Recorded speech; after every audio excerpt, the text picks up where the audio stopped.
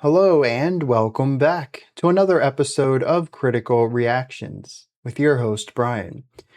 We're going to continue on with this week's theme of comfort music. Music you listen to that brings you comfort. It's pretty self-explanatory. We're going to be looking at the group The National today with the track Bitters Absolut. We're talking about alcohol here. This was requested, describing it as misery music for your 30s, but nostalgic comfort in your 50s. Kind of intrigued what that means. Let's dive in, see what the National is bringing to the table today. Sweetie, you don't look so good. Your bottom lip is bleeding. I cut it on your collarbone. Go on, go back to sleep. Sugar, who are you thinking of? You woke me with your breathing.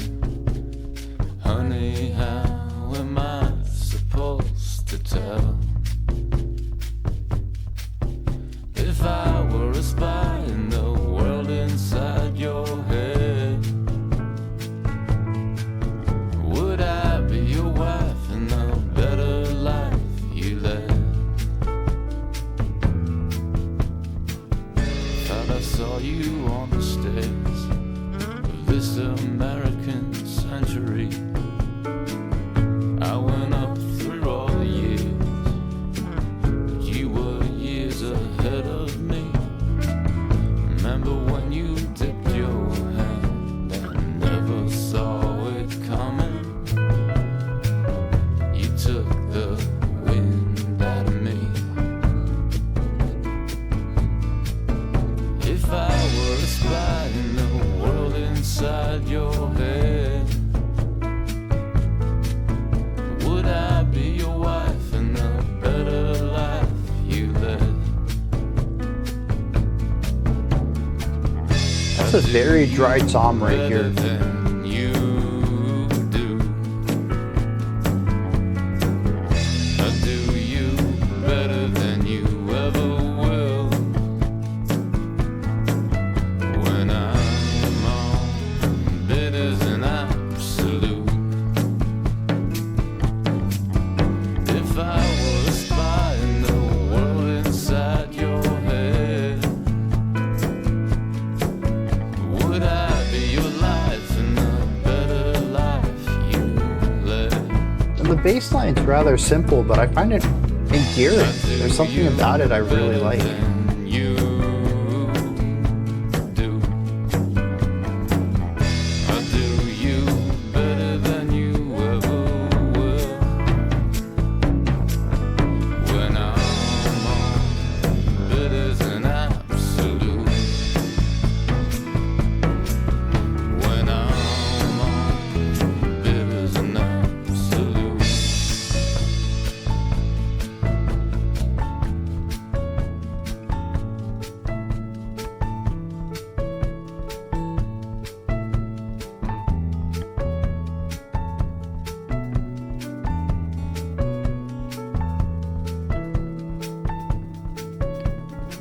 Just kind of chilling here, huh?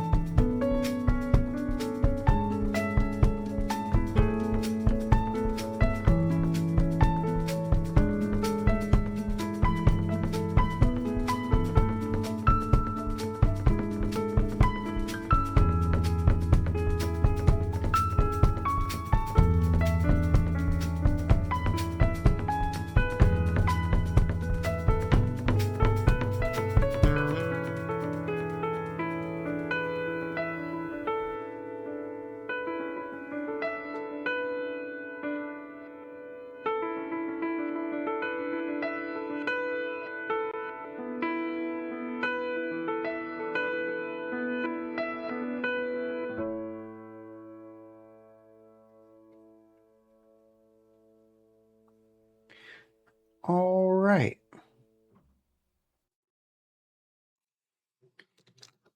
3-minute song with a 1-minute piano solo that just kind of is.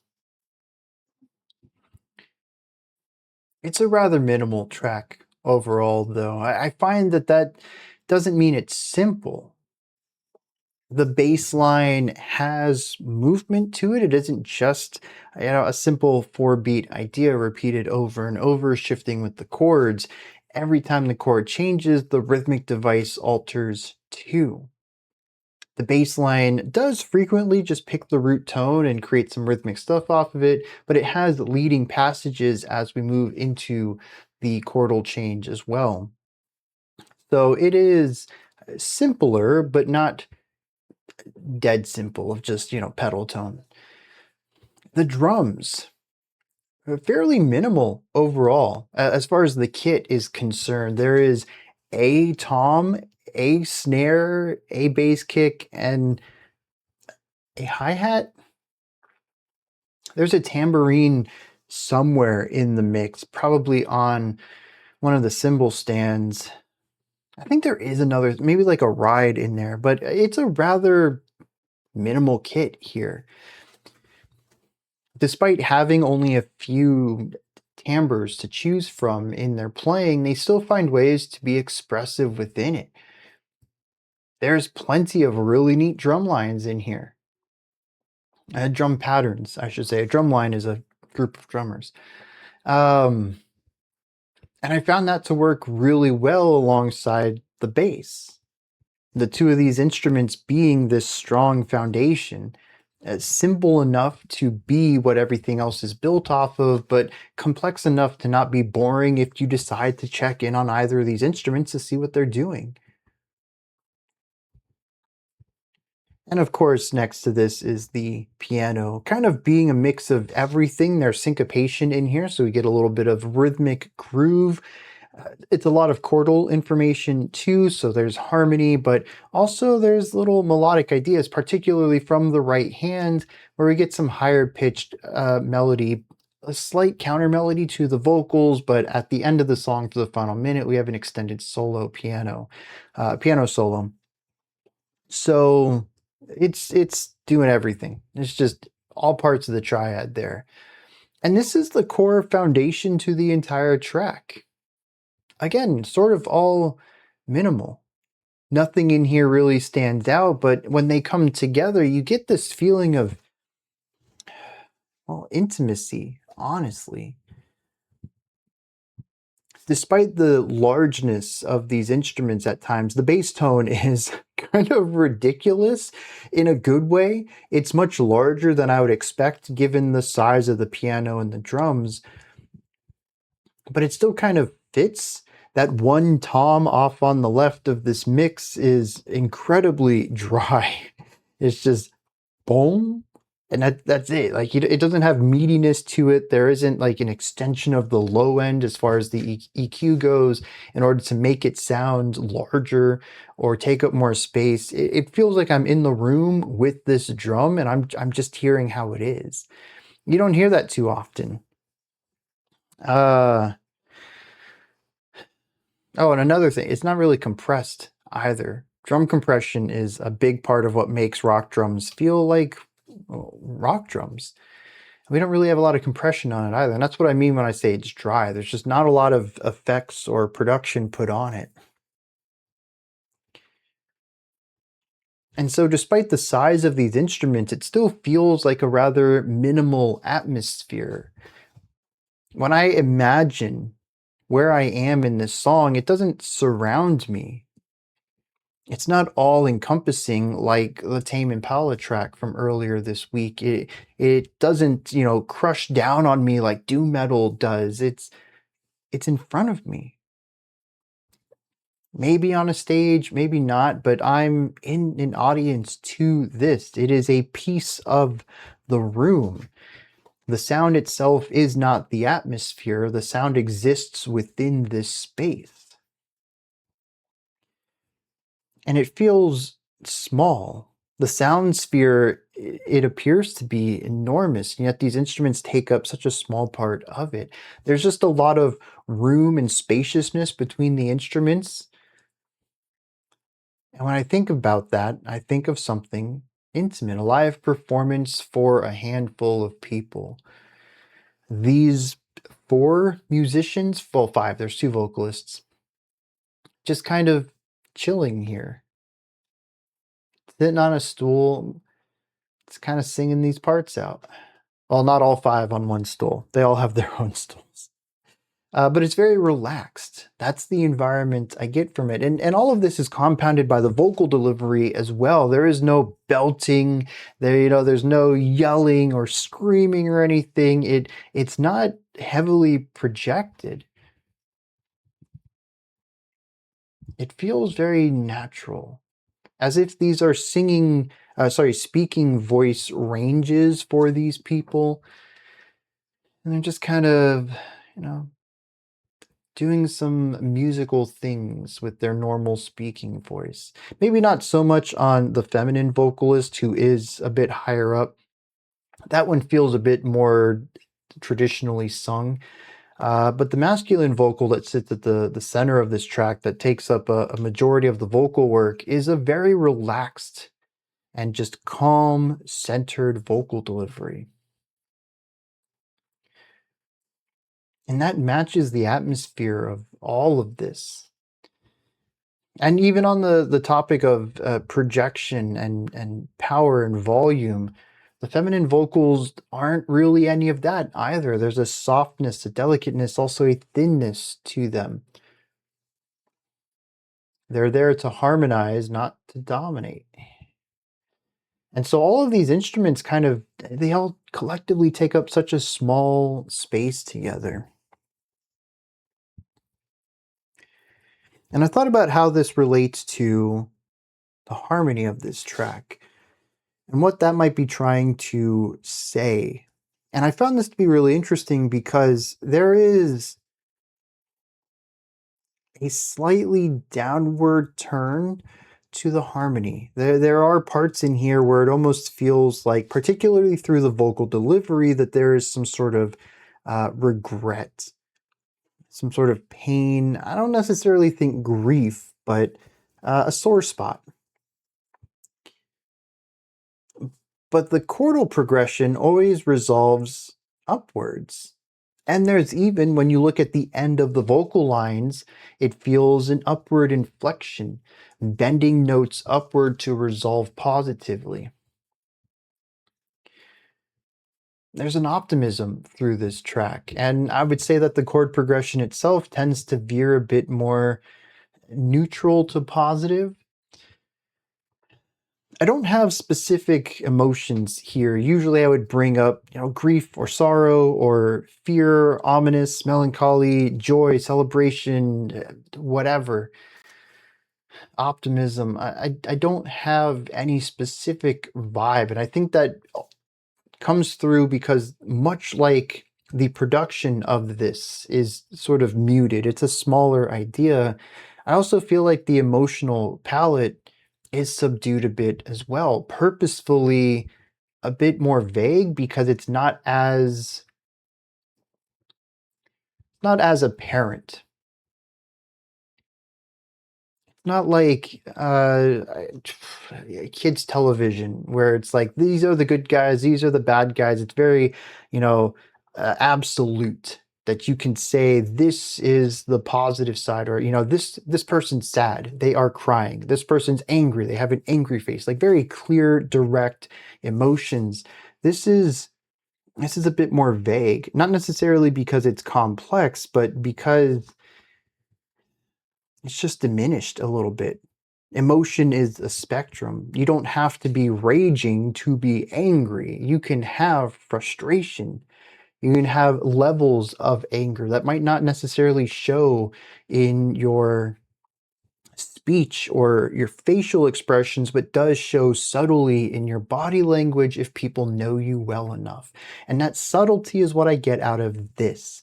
And so I get these feelings of negativity, a little bit of regret. I think that's the only one I really feel strongly in any way that I can give it a name. But there is this, at the end of every line, this positive run. Every chord progression, every melody ends with a bit of positivity. Maybe optimism, because it's always at the end. I don't know. But it is a bit more muted.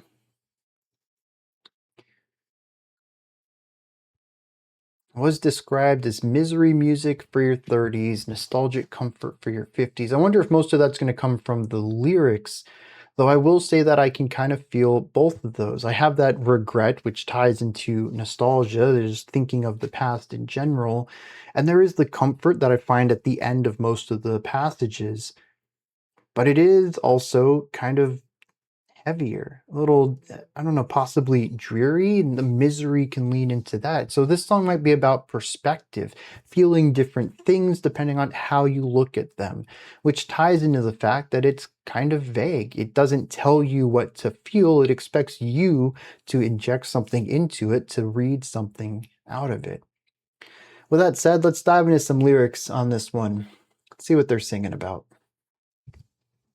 I've got to ask some help on these.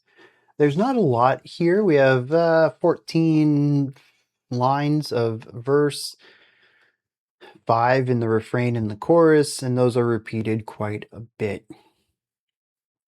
And it just dawned on me that I didn't even talk about the piano solo at all, which actually ties in a little bit to what's going on in here. Maybe I'll bring it up after we get through the lyrics. The verses, verse 1. Sweetie, you don't look so good. Your bottom lip is bleeding. I cut it on your collarbone. Go on, go back to sleep. Sugar, who were you thinking of? You woke me with your breathing.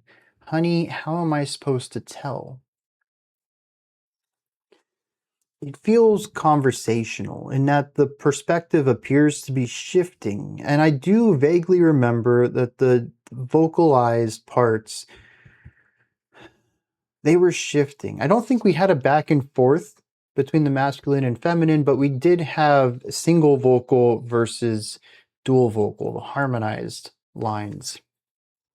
I wonder if I could find a pattern in when we had a single vocalist and when we had harmonized lines, and if that would give me an insight to this. But we have two people who, I don't know what they're doing. There's an apparent closeness to them. We have the pet names, Sweetie, Sugar, Honey. They're close enough to be sleeping in the same vicinity, maybe in the same bed.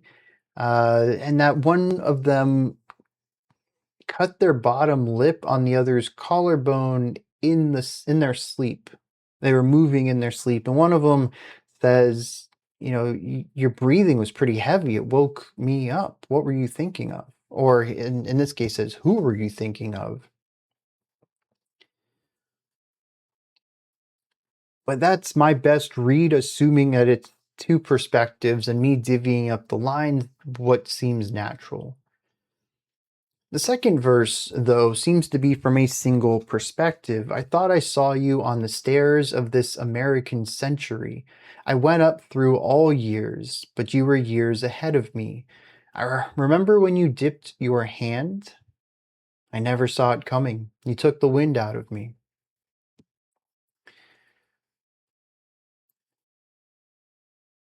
This feels metaphorical for someone just being further ahead in their life. Maybe their goals were more mature than our narrator. Maybe they were themselves just more mature than the narrator. They just seem to be ahead of them by the years. But then he says, remember when you dipped your hand? I never saw it coming. You took the wind out of me. And I don't know what this is supposed to represent. Dipping your hand doesn't mean anything to me as a phrase. And that's it for the verse. We have 5 other lines to look at here. If I were a spy in the world inside your head, so if you didn't know I was me and I went into your mind, would I be your wife in a better life that you led? Basically, it says, would you treat me any different? Would you like me any more if you didn't know who I was? It's a wild line. This is then led into the chorus. I would do better than you do. I'll do better than you would ever when I'm on Bitters and Absolute. Bitters and Absolut, as I mentioned at the beginning of this, is alcohol. Absolute, especially the way it's spelled with the capital A, Absolute Vodka. It's a brand. Bitters are usually alcoholic parts that you mix into mixed drinks to change flavors and bring other flavors out. I don't know. I'm not a mixologist, a bartender. That's the word. But I do know that bitters are in mixed drinks. So he says that when he's drunk, possibly, or at least buzzed, maybe at the least, that he'll do better than the other person will ever do. And that's the entirety of the song. Two people that seem close, but aren't. One wants to be closer, and the other seems to have resentment towards the former because they were years ahead of them. At least that's what I get out of it. All of these concepts are fairly disjointed, and me trying to smash them together into anything that is cohesive is what led me to that read, but I'll be completely honest, I'm not confident in it. It is a read, but is it the read? Is it what they were intending? I find this to be too vague for me to really stand behind that as a read, unintended or intended. It's just what I'm getting out of it.